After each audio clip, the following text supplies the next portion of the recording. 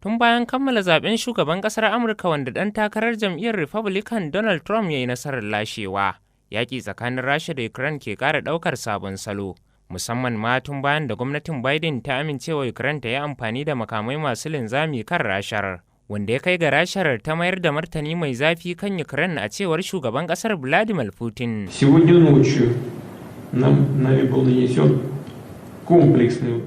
Ya ce a daren yau mun kai wani gagarumin farmaki ta hanyar amfani da makamai masu linzami 90 da jirage marasa matuƙa 100. Ina sake maimaitawa, waɗannan hare-hare daga ɓangarenmu sun faru ne a matsayin martani ga hare-haren wuce gona da iri kan yakin Rasha da makamai masu linzami na Amurka. Kamar yadda muke faɗa a lokuta da dama, koyaushe za a sami martani daga ɓangarenmu.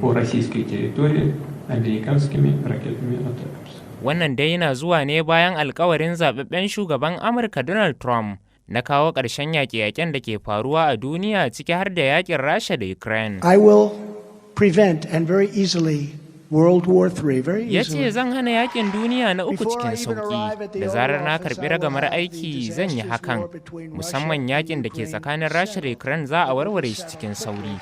Zan sami maganin matsalar, kuma zan magance shi cikin sauri, kuma ba zai ɗauke ni fiye da kwana ɗaya ba. Na san abin da zan faɗa wa kowannensu.